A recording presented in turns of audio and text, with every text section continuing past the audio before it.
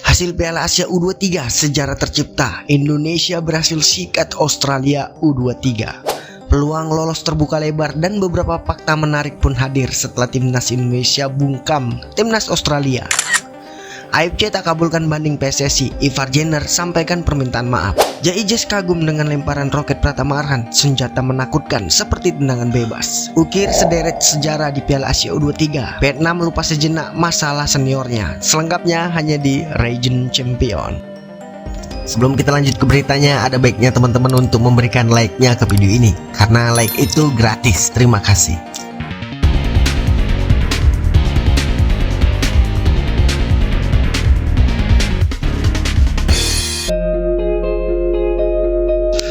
Timnas Indonesia U23 memetik kemenangan perdana di grup A Piala Asia U23 2024. Sejak menit pertama, timnas Indonesia U23 langsung menyerang. Peluang muncul di menit kedua setelah Witan Sulaiman mengirim umpan tarik dan bola tersebut disambut Kelly Sawyer, tapi sepakannya berhasil dihalau oleh bek Australia. Hanya semenit berselang, timnas Australia melancarkan serangan baliknya. Ia adalah Mohamed Toure yang berpeluang mencetak gol, tapi tembakannya melenceng datar ke kiri gawang yang dikawal oleh Hernando Ari. Di menit ke-21, Toure melepaskan tendangannya yang mengenai tangan Komang Teguh di kotak penalti.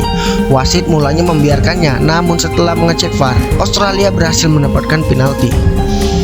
Toure sendiri yang maju sebagai eksekutor penalti di menit ke-25, namun dia gagal mengeksekusi menjadi gol. Sepakan keras Toure mengarah ke kiri dan sukses ditepis oleh Hernando Ari. Keberhasilan menepis penalti itu tampaknya membuat timnas Indonesia U23 lebih agresif. Komang Teguh hampir menebus kesalahannya pada menit 35 dengan upaya merebut bola dan melepaskan tembakan, tapi sayangnya sepakannya melebar. Baru 10 menit kemudian, Komang Teguh membuat timnas Indonesia U23 unggul, berawal dari sepakan pojok dan bola tersebut disambut oleh Nathan Joayon. Komang lantas meneruskan dengan sundulan dan gagal dibendung oleh kiper Australia. Waktu tambahan mencapai 8 menit di babak pertama, namun tak ada gol hingga skor 0-1 menghiasi turun minum. Di babak kedua, Australia mengawali dengan tampil lebih agresif. Dalam kondisi tertinggal, timnas Indonesia U23 lebih banyak tertahan. Australia U23 sendiri masih kesulitan mencari celah. Baru pada menit ke-52, Australia kembali menebar ancaman. Kali ini berawal dari umpan tarik Lukas ke Mohamed Toure melepaskan tembakannya mendatar.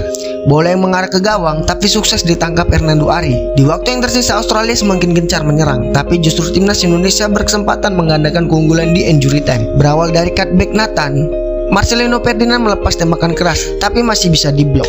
Wasit akhirnya membunyikan peluit panjang dengan skor 0-1 untuk kemenangan timnas Indonesia U23. Kemenangan ini tentu saja berarti karena skuad Garuda menjaga asa untuk lolos ke perempat final. Tim Asuhan Sintayong itu kini mengoleksi 3 poin dalam 2 laga. Di laga terakhir, mereka akan berjumpa dengan Yordania U23. Jika memenangi laga terakhir, tiket ke fase gugur sudah bisa dipastikan. Dan hasil ini menjadi sejarah tersendiri buat timnas Indonesia U23. Untuk pertama kalinya, Garuda berhasil meraih kemenangan di pentas Piala Asia U23 2024. Selain itu, Komang Teguh juga tercatat sebagai pencetak gol pertama untuk timnas Indonesia di Piala Asia ini. Catatan tanpa gol juga diraih oleh timnas Indonesia. Hari ini bakal menjadi hari yang akan dikenang oleh skuad Garuda dan seluruh pecinta sepak bola. Bagaimana tanggapan kalian tentang pertandingan tadi malam? Silahkan tulis pendapatmu di kolom komentar yang positif ya.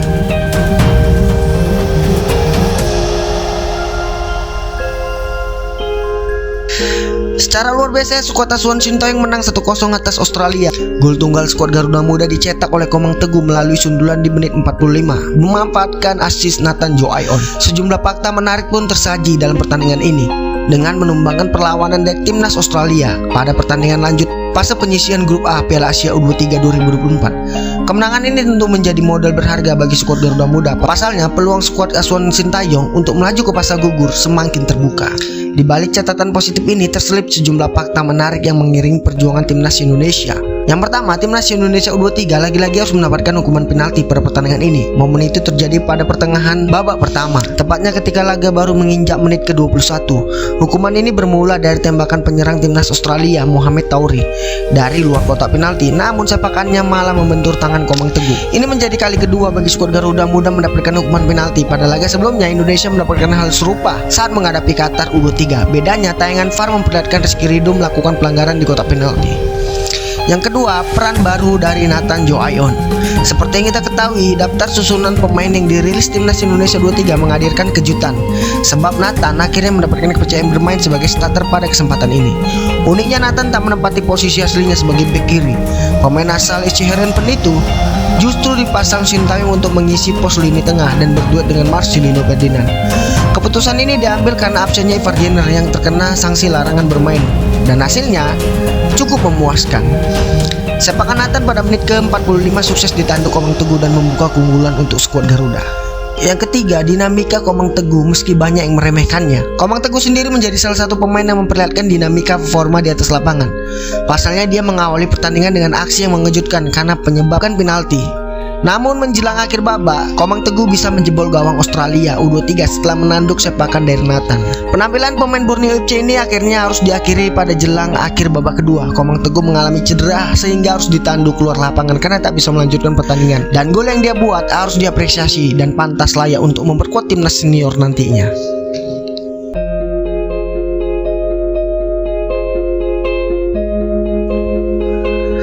Pemain timnas Indonesia U23 Ivar Jenner menyampaikan permintaan maaf sebesar-besarnya atas reaksinya ketika mendapatkan kartu merah saat pertandingan melawan Qatar. Menurut pemain keturunan itu, ia wajar melakukan reaksi keras kepada wasit Nasrallu Kabirov yang memberikan kartu kuning keduanya di laga tersebut. Ivar awalnya mendapatkan kartu kuning pertama karena dinilai mengangkat kaki terlalu tinggi dan mengenai salah satu pemain Qatar pada babak pertama. Selanjutnya ia mendapatkan kartu kuning ketika babak kedua baru berjalan 1 menit.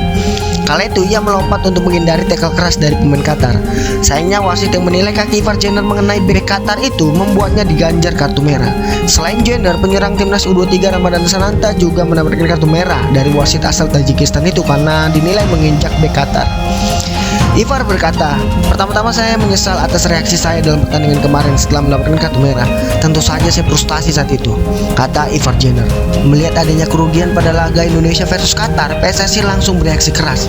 PSSI mengirim surat protes kepada FC karena merasa dirugikan atas kepemimpinan wasit Nasrallu Kabirov. Ternyata PSSI tidak hanya melaporkan wasit itu, PSSI juga mengajukan banding ke FC agar kartu merah Ivar Jenner dicabut. PSSI berusaha agar Ivar Jenner bisa bermain melawan Australia pada laga kedua grup A. Namun rupanya Ivar Jenner menyampaikan bahwa banding itu ditolak AFC. Ia berujar, "Terima kasih semuanya yang telah mendukung saya telah mendapatkan kartu merah aneh saat melawan Qatar. PSSI sudah melakukan segalanya untuk menghapus kartu merah yang saya terima. Namun sayangnya masih ditangguhkan untuk pertandingan hari ini. Semoga teman-teman bisa beruntung dalam laga melawan Australia," tutup Ivar Jenner.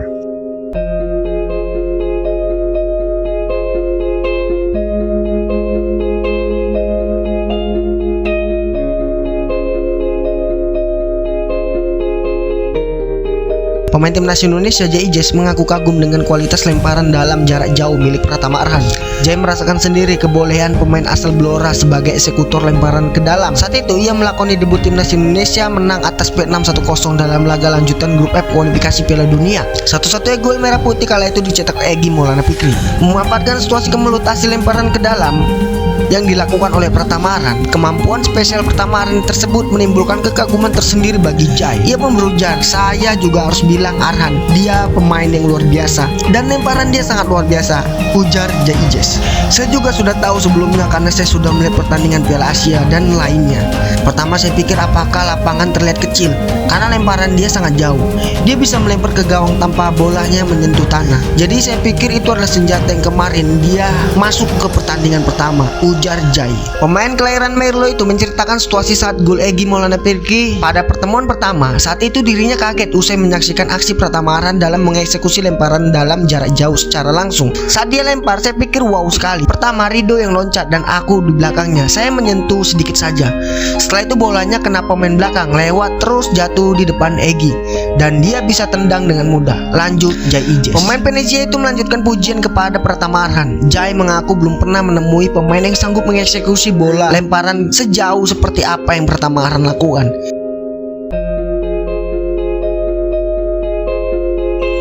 Dua kekalahan beruntun dari Indonesia tak hanya membuat pelatih sekaliber Felipe Truser dipecat, tapi juga menggeser timnasnya ke bibir jurang kegagalan lolos ke putaran ketiga. Sampai kini Federasi Sepak Bola Vietnam belum menemui pengganti Felipe Truser dan masih menunda pemilihan pelatih baru dengan alasan lanjutan putaran kedua kualifikasi masih 2 bulan lagi. Bahkan masalah timnas senior itu sepertinya terlupakan sejenak, gegaranya penampilan juniornya di Piala Asia U23. Timnas U23 Vietnam baru saja mencatatkan sejarah baru usai menang atas Kuwait dengan skor skor 3-1. Kemenangan itu menambah kepercayaan diri Vietnam. Secara spesifik, ini pertama kalinya dalam sejarah Vietnam memenangkan laga pembuka turnamen U23, tulis media Vietnam Tan Tri. Lebih lanjut, media itu menuliskan, sebelumnya kami kalah 1-3 dari Yordania tahun 2016, kalah 1-2 dari Korea tahun 2018, imbang 0-0 dengan UAE tahun 2020, dan imbang 2-2 dengan Thailand pada 2022, tulis media Vietnam. Selain itu, untuk pertama kalinya tim muda Vietnam tersebut mencetak 3 gol dalam pertandingan berdurasi 90 menit di turnamen Piala Asia ini. Dulu timnas U23 Vietnam bermain imbang 3-3 melawan Irak, namun saat itu pertandingan berjalan 120 menit setelah imbang 1-1 dalam waktu normal. Sejarah lain yang diukir Vietnam adalah Biu Pa Ho menjadi pemain pertama yang mencetak 2 gol dan pertandingan debutnya di tingkat kontinental. Yang tak kalah penting, timnas Vietnam menjadi tim pertama sepak bola Vietnam yang mencicipi kemenangan pada tahun 2024 di turnamen resmi. Sebelumnya tim Vietnam kalah dalam 5 pertandingan di Piala Asia 2023 dan kualifikasi Piala Dunia. Namun selesai kemenangan timnas U23 Vietnam, pelatih Hoang Tuan belum menegaskan belum puas. Pertandingan hari ini saya hanya puas dengan hasilnya, ungkapnya. Menurutnya tak ada istimewa dari Kuwait, hanya tim yang tidak bermain sebaik yang seharusnya. Sebagaimana terlihat di babak kedua, ketika tensi mereda, para pemain lebih proaktif mendekati kekuatan sebenarnya. Kemenangan Vietnam itu menjadikan kepemimpinan klasemen grup D dengan 3 poin.